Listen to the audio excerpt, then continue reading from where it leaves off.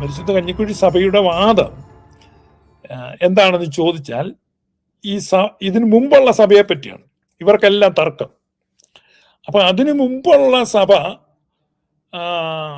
3 വാദങ്ങൾ നമ്മൾ എടുക്കുകയാണ്. ഒന്ന് സീറോ മലബാറിന്റെ വാദം, 2 കഞ്ഞിക്കുഴി സഭയുടെ വാദം, 3 യാക്കോബായ സഭയുടെ വാദം.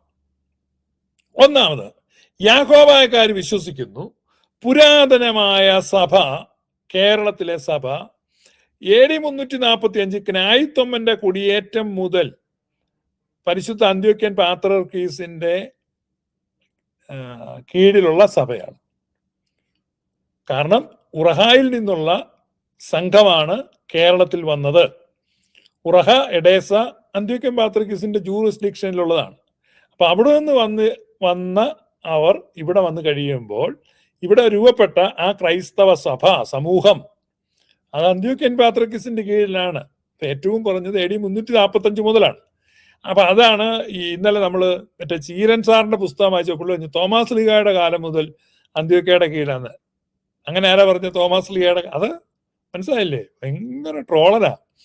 അപ്പൊ നമ്മൾ പറയുന്ന ഇതാണ് തോമാസ് ലീഗയുടെ കാലം മുതലെന്നല്ല, മറിച്ച് ക്നായിത്തോമായുടെ കുടിയേറ്റ കാലം മുതൽ, സിറിയൻ കുടിയേറ്റം മുതൽ സുറിയാനി സഭയുടെ കീഴിലാണ് കേരളത്തിലെ സഭ, ക്രൈസ്തവ സമൂഹം.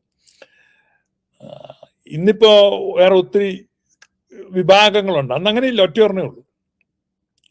2ാം കുടിയേറ്റം 9ാം നൂറ്റാണ്ടിൽ വരുന്നു. 9ാം നൂറ്റാണ്ടിലെ 2ാം കുടിയേറ്റം വരുമ്പോൾ അത് കൂടുതൽ കൃത്യമായിട്ട് സുറിയാനി സഭ എന്ന വലിയ ഒരു ഗ്രൂപ്പിൽ നിന്ന് കൃത്യമായി യാക്കോബായക്കാരെന്ന ഒരു കൃത്യമായ നിർവചനത്തിലേക്ക് വരികയാണ്.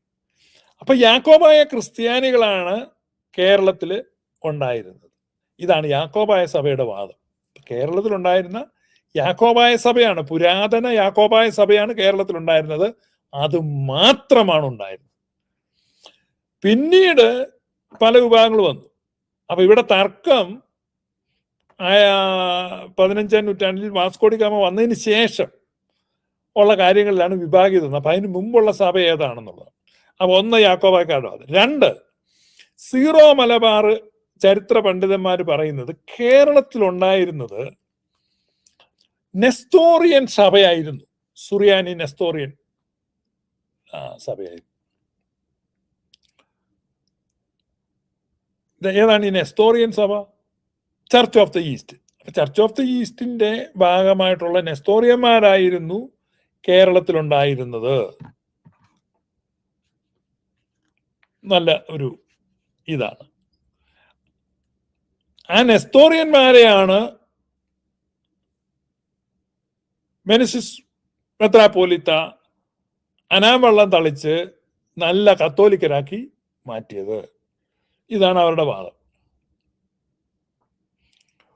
ഇന്ത്യൻ ഓർത്തഡോക്സ് അഥവാ കഞ്ഞിക്കുഴി സിംഹാസനത്തിന്റെ വാദം കേരളത്തിലുണ്ടായിരുന്ന ഏറെക്കുറെ സീറോ മലബാറുമായിട്ട് ഒത്തുപോകുന്ന ഒരു വാദമാണ്. കേരളത്തിലുണ്ടായിരുന്ന ഒരു സഭ കൃത്യമായിട്ട് ഏത് സഭയാണെന്ന് പറയാൻ പറ്റത്തില്ല. പക്ഷേ ഒരു പൗരസ്ത്യമായ ഒരു സഭയായിരുന്നു ഇത്. അവർ എങ്ങും തൊടാതെയാ പറയുന്നത്. കാരണം സീറോ മലബാറുകാരുടെ അത്രയും ഉറപ്പിച്ചവർ പറയുന്നില്ല. ഇടയ്ക്കിടയ്ക്ക് പറയും നെസ്തോറിയന്മാരായിരുന്നു എന്ന് പറയും.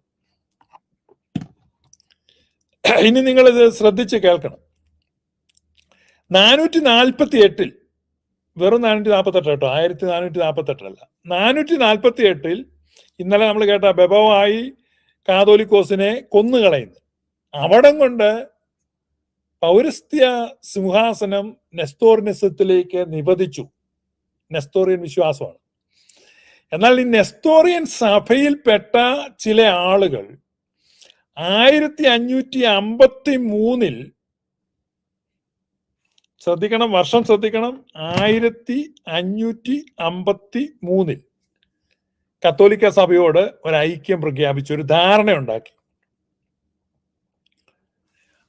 അപ്പൊ 1553 ഇവർ വന്നിട്ട് കത്തോലിക്ക സഭയുമായിട്ട് ഒരു ഒരു നയതന്ത്ര ബന്ധം സ്ഥാപിക്കുകയാണ്. അപ്പൊ കത്തോലിക്കര് പറഞ്ഞു നാറ്റം ഭയങ്കര നാറ്റാണ്, നെസ്തോറിനിസത്തിന്റെ നാറ്റമാണ്. അപ്പൊ ഈ നെസ്തോറിനിസത്തെ കഴുകിക്കളഞ്ഞ് നെസ്തോറിനിസത്തെ ഡിനൗൺസ് ചെയ്യുക. ഇവര് എന്നാണ് 448 മുതൽ നെസ്തോറിയന്മാരാ. 448 മുതൽ എന്ന് പറഞ്ഞാൽ 1000 കൊല്ലം. 1000 കൊല്ലം കഴിയുമ്പോൾ 1448 ആകുന്നുള്ളൂ. ഇത് 1553 അപ്പൊ 448 553 എത്ര കൊല്ലമാ? 105 കൊല്ലം. അപ്പൊ 1105 കൊല്ലം നെസ്തോറിയൻ സഭയായിരുന്നു. 1105 കൊല്ലം. 1553 അവരിൽ ചില ഒരു ഗ്രൂപ്പ് വന്നിട്ട് കത്തോലിക്ക സഭയോട് യോജിച്ചു. ലയിച്ചില്ല, യോജിച്ചു, ഐക്യപ്പെട്ടു. ഞങ്ങൾ ആ നെസ്തോറിയൻ വിശ്വാസമൊക്കെ ഉപേക്ഷിച്ചിരിക്കുകയാണ്, കത്തോലിക്ക സഭ ഏറ്റുവരുന്ന ഡിയോഫൈസിറ്റിസം ആണ് കറക്റ്റ്, ആമേൻ, റെഡി. 1553 അങ്ങനെ രൂപപ്പെട്ട സഭയാണ് ഈ കൽദായ സഭ. പുരാതന കൽദായ സഭ എന്നാ പറയുന്നത്. എന്താ പുരാതനം? 1553. 1553 ഇതുണ്ടാകുന്നത്. 1553 കൽദായ സഭ ഉണ്ടാകുന്നത്. 1553 നെസ്തോറിയൻ സഭയാണ്. ഈ 1553 ഉണ്ടായ കൽദായ സഭയായിരുന്നു കേരളത്തിൽ 1498 മുമ്പുണ്ടായിരുന്നതെന്നാണ് സീറോ മലബാർ ചരിത്ര പണ്ഡിതന്മാർ പറയുന്നത്. നിങ്ങൾക്ക് മനസ്സിലായോ? അതായത് ഉത്തമ 448 അന്ത്യോക്യൻ സിംഹാസനവുമായിട്ടുള്ള ബന്ധം വിച്ഛേദിച്ചു ചർച്ച് ഓഫ് ദ ഈസ്റ്റ് എന്ന് പറഞ്ഞാൽ സത്യവിശ്വാസത്തിൽ നിന്നും നിപതിച്ചു. സത്യവിശ്വാസത്തിൽ നിന്ന് നിപതിച്ച അവര് 1105 കൊല്ലം കഴിഞ്ഞപ്പോൾ 1553 ഒരു ഗ്രൂപ്പ് കത്തോലിക്ക സഭയുമായിട്ട് ചെറിയ ഒരു ഉഭയകക്ഷി ബന്ധം സ്ഥാപിക്കുവാൻ വേണ്ടി അവരുടെ പേരുള്ള പേരുദോഷമായ നെസ്തോറിനിസം ഞങ്ങൾ ഡിനൗൺസ് ചെയ്യുന്നു, ഞങ്ങൾ അത്ര നെസ്തോറിയന്മാരല്ല, നെസ്തോറിനിസം ഇല്ലാത്ത നെസ്തോറിയന്മാരാണെന്നൊക്കെ പറഞ്ഞ് ചെറിയൊരു പരിണാമത്തോടുകൂടെ അവരെന്ത് ചെയ്തു? കത്തോലിക്ക കമ്മ്യൂണിറ്റിയിലേക്ക് അവരൊരു ചെറിയ മെമ്പർഷിപ്പ് എടുത്തു. അങ്ങനെ ഉണ്ടായ ഗ്രൂപ്പാണ് കൽദായ സഭ. ഞാൻ ആവർത്തിച്ചു പറയാൻ നിങ്ങളുടെ തലയ്ക്കകത്തിരിക്കാൻ 1553 ഈ കൽദായ സഭയാണ് കേരളത്തിലെ പുരാതന സഭയെന്നാണ് ഈ പറഞ്ഞ ഈ പള്ളിക്കാപ്പറമ്പനും ഈ പറഞ്ഞ നമ്മുടെ ആലഞ്ചേരി പിതാവും ഈ പറഞ്ഞ നമ്മുടെ സീറോ മലബാർ സഭയിലെ കൽദായവാദികളും പറയുന്നത്. എന്നാൽ നമ്മുടെ കഞ്ഞിക്കുഴി സഭ അവർ പറയുന്നത് കൽദായവാദം, അവർ പറയുന്നത് നെസ്തോറിയന്മാരായിരുന്നു. 3 വാദങ്ങൾ നിങ്ങൾക്ക് മനസ്സിലായി. 1599 ഉദയംപേരൂർ സുന്നോദോസ് നടക്കുന്നു. ഉദയംപേരൂർ സുന്നോദോസിൽ കേരളത്തിലെ ക്രിസ്ത്യാനികളെ ബലമായി കത്തോലിക്ക സഭയുടെ നുകത്തിന്റെ കീഴിൽ മെനിസിസ് മെത്രാപ്പോലിത്ത മുഷ്ടിബലത്താൽ കൊണ്ടക്കെട്ടുന്നു. പോർച്ചുഗീസ് പട്ടാളക്കാരുടെ സാന്നിധ്യത്തിലാണ് ഏറ്റുപറച്ചിലും കുറ്റസമ്മതവും ഒക്കെ നടന്നത്. അപ്പോൾ ഉദയംപേരൂർ സുന്നോദോസിൽ ബാബിലോൺ പാത്രിയർക്കീസിനെ ഉപേക്ഷിക്കുന്നു. കിടക്കുന്നു. അപ്പൊ ഉദയംപേരൂർ സുന്നോദോസിൽ ആരെ ഉപേക്ഷിച്ചു? ബാബിലോൺ പാത്രിയർക്കീസിനെ. അപ്പൊ അതാരായിരിക്കും? ബാബിലോൺ ഇറാഖിലെങ്ങുള്ള പറഞ്ഞത് ചർച്ച് ഓഫ് ദ ഈസ്റ്റ് ആയിരിക്കും. ഈ ബാബിലോൺ എന്ന് പറഞ്ഞു കഴിഞ്ഞാൽ കോപ്റ്റിക് സഭയാകാം. ഒന്നാം കോപ്റ്റിക് സഭയായിരിക്കും. കോപ്റ്റിക്കുകാര് കേരളത്തിൽ ഭരണം നടത്തിയതായിട്ടോ അല്ലെങ്കിൽ മിഷണറിമാരെ വിട്ടതായിട്ടോ കോപ്റ്റിക് സഭ കേരളത്തിൽ സഭ വെച്ചായിട്ടൊന്നും അറിയത്തില്ല. കാരണം കോപ്റ്റിക് സഭയുടെ ആരാധനാ ഭാഷ സുറിയാനി അല്ല, കോപ്റ്റിക്കാണ്. Coptic is a language. Coptic ഭാഷയുണ്ട്, പിന്നെ അവർക്ക് അറബി ഭാഷയുണ്ട്. ഇപ്പൊ കേരളത്തിൽ അറബി ഭാഷയുമല്ല, കോപ്റ്റിക് ഭാഷയുമല്ല, സുറിയാനി ഭാഷയാണ്. അപ്പൊ പിന്നെ അതൊക്കത്തില്ല. അപ്പൊ സുറിയാനി ഭാഷയിലുള്ള ആരാധന കേരളത്തിൽ വന്നതെങ്കിൽ ആ ആരാധന ഇന്ത്യയിലെ ഒരു ഭാഷയല്ല സുറിയാനി. അപ്പൊ ഈ സുറിയാനി സഭ എവിടെ കൊണ്ട് കെട്ടും, എവിടെ നിന്ന് വന്നു, എങ്ങനെ ഇത് ഒപ്പിക്കും?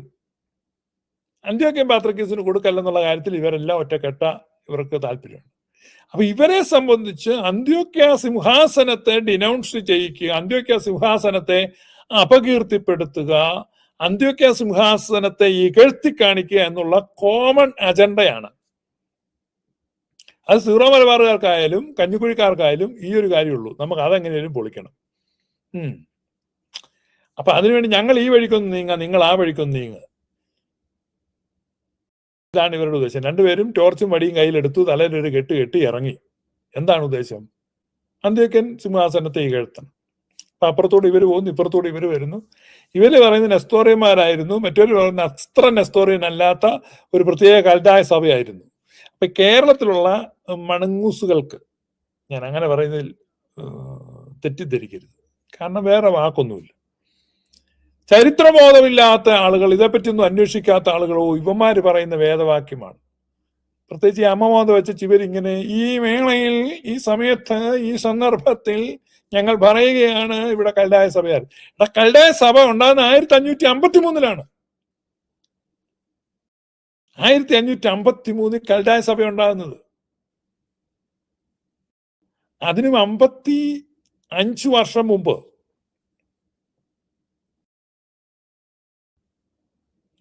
അതിനും 55 വർഷം മുമ്പാണ് വാസ്കോഡിഗാമ കേരളത്തിൽ വരുന്നത്. അതിനു മുമ്പ് ഈ സഭ കേരളത്തിലുണ്ടായിരുന്നു. അതായത് ഇത് രൂപപ്പെടുന്നതിന് മുമ്പേ കേരളത്തിലുണ്ടായിരുന്ന പറയുന്നത്. അപ്പൊ അത് എടുക്കാൻ പറ്റില്ലല്ലോ. അപ്പൊ ഇതാർക്കും അറിയില്ലല്ലോ ഈ കൽതായ സഭ ഉണ്ടായത് 1553 മാത്രമാണ്. അപ്പൊ അതിനു മുമ്പുള്ള നെസ്തോറിയന്മാര് ഇതെങ്ങനെ ഒപ്പിക്കും? അപ്പൊ കേരളത്തിൽ വാസ്കോഡിഗാമയുടെ ആഗമനത്തിന് മുമ്പുണ്ടായിരുന്ന പുരാതന ക്രിസ്ത്യാനികൾ ആണ് തങ്ങൾ എന്ന് സ്ഥാപിക്കാനാണ് ഇപ്പോൾ ഈ സീറോ മലബാർ സഭയിൽ ഈ കോപ്പിരാട്ടികൾ മുഴുവൻ ഇവർ കാട്ടിക്കൂട്ടുന്നത്. നിങ്ങൾക്ക് മനസ്സിലായില്ല, ഈ ജനാഭിമുഖ കുർബാന എന്ന് പറഞ്ഞുള്ള തർക്കവും ഈ വഴക്കും ഈ ബഹളവും ഈ തെരുവ് നാടകവും ഈ ചവിട്ടു നാടകവും മുഴുവൻ നടത്തുന്നതിന്റെ ഉദ്ദേശം ഇതാണ്. കേരളത്തിലെ സീറോ മലബാർ സഭയിലെ അധികാരമോഹികളായ ചില ആളുകൾ, എന്തധികാരമാണ്? ആഗമന കത്തോലിക്ക സഭയിലെ പദവിയുടെ കാര്യം ഞാൻ പറഞ്ഞു. അപ്പൊ അവര് ചിന്തിക്കുകയാണ്, കേരളത്തിലെ പുരാതനമായ ഒരു സഭ കേരളത്തിലുണ്ടായിരുന്നു, ആ സഭയുടെ നേരവകാശം തങ്ങളുടേതാണ്, തങ്ങളാണ് അതിന്റെ യഥാർത്ഥ പിൻഗാമികൾ. അപ്പോ ഈ ജനത്തെ നോക്കി ഇളിച്ചു കാണിച്ച് അപ്പം പൊക്കി കാണിക്കുന്ന ഈ കത്തോലിക്ക കുർബാന നടത്തിക്കൊണ്ടിരുന്ന പുരാതന ക്രിസ്ത്യാനികളാന്ന് പറയാൻ പറ്റത്തില്ല. കാരണം പുരാതന ക്രിസ്ത്യാനികൾ ഇത് കത്തോലിക്ക സഭയുടെ ജനാഭിമുഖ കുർബാനയാണ്. അത് തന്നെ അടുത്ത കാലത്ത് രൂപപ്പെട്ടതാണ്. തികച്ചും നവീനവും പാശ്ചാത്യവുമായ ഈ കുർബാന രീതി കൊണ്ട് നിന്നാൽ പൗരാണികത്തെ അവകാശപ്പെടാൻ പറ്റില്ല. അതുകൊണ്ട് പുരാതന സഭ യാക്കോബായ സഭയാണ്. കിഴക്കോട്ട് തിരിഞ്ഞു നിന്ന് കിഴക്കോട്ട് മാത്രം പള്ളി വെച്ചിരിക്കുന്ന യാക്കോബായ പള്ളികൾ. അവർ കിഴക്കോട്ട് തിരിഞ്ഞു നിന്ന്, വൈദികരും ജനവും ഒരുമിച്ച് കിഴക്കോട്ട് തിരിഞ്ഞു നിന്ന്, കിഴക്കോട്ട് തിരിഞ്ഞു നിൽക്കുന്ന ജനത്തിന്റെ ശിരസായി വൈദികൻ അവർക്ക് തലവനായി നിന്ന് വിശുദ്ധ ബലി അർപ്പിക്കുന്നു. അപ്പൊ എങ്ങനെയാണ് ഈ അന്ത്യോക്യൻ സിംഹാസനത്തിന്റെ സ്വാധീനം ഇവിടെ വന്നേ? ഒരു കാര്യം ഉറപ്പാട്ടോ, ഈ വലിയ ദീവന്നാസ്യോസ് മെത്രാപ്പോലീത്ത ക്ലോഡിയസ് ബുക്കാനന് മലങ്കരയിൽ സൂക്ഷിച്ചിരുന്ന ഒരു പുരാതന ബൈബിൾ പ്രതി സമ്മാനമായി കൊടുത്തു. റാന്നി വലിയ പള്ളിയില് ക്നാനായക്കാർ സൂക്ഷിച്ചു വെച്ചിരുന്നു. ചില ആളുകൾ അത് ചെങ്ങന്നൂർ പള്ളിയിലായിരുന്നെന്ന് പറഞ്ഞു വരുത്തുന്നു. ഞാൻ പിന്നെ അന്വേഷിച്ചു, റാന്നി വലിയ പള്ളിക്കാരുടേതായിരുന്നു. അപ്പൊ അവിടെ നിന്ന് അങ്ങാണ്ട് ഇത് എടുത്താണ് ദീവന്നാസ്യ തിരുമേനി. അപ്പൊ അത് ക്ലോഡിയസ് ബുക്കാനന് കൊടുത്തു. അത് ഇന്ന് ഇംഗ്ലണ്ടിലെ കേംബ്രിഡ്ജ് സർവകലാശാലയില് ഇരിപ്പുണ്ട് ആ കോപ്പി. മലങ്കരയിലെ 10ാം നൂറ്റാണ്ടിലെ ഒരു ബൈബിളാണ്. 10ാം നൂറ്റാണ്ടിലെ അവശേഷിച്ച ഒരേ ഒരു ഡോക്യുമെന്റഡ് എവിഡൻസ് ആണ്. ബാക്കിയെല്ലാം എന്ത് ചെയ്തു? ഉദയംപേരൂർ സുന്നോദോസും അതിനുശേഷം നടന്ന കണ്ടിന്യൂസ് റെയ്ഡിലും കത്തിച്ചു കളഞ്ഞു. ഉദയംപേരൂർ സുന്നോദോസിൽ പരമാവധി രേഖകൾ മെനിസിസ് മെത്രാപ്പോലിത്ത കത്തിച്ചു. ബാക്കി മെനിസിസ് മെത്രാപ്പോലിത്ത മലങ്കരയിലെ പള്ളികൾ, ഏകദേശം 60-ൽ പരം പള്ളികളിൽ അദ്ദേഹം റെയ്ഡ് നടത്തി ഉണ്ടായിരുന്ന മുഴുവൻ രേഖകളും കത്തിച്ചെന്നാണ് പറയുന്നത്. അപ്പൊ ആ നശീകരണത്തിലൊക്കെ പെടാതെ നിന്ന ഒരു കോപ്പിയാണ് ഈ ബൈബിള്. ആ ബൈബിൾ ഇന്ന് ഇംഗ്ലണ്ടിലെ കേംബ്രിഡ്ജ് സർവകലാശാലയിൽ ഇരിക്കുമ്പോൾ ആ ബൈബിൾ കയ്യെഴുത്തു പ്രതിയിൽ അന്ത്യോക്യൻ പാത്രിയർക്കീസായ മിഖായേൽ റാബോയുടെ കയ്യൊപ്പുണ്ട്.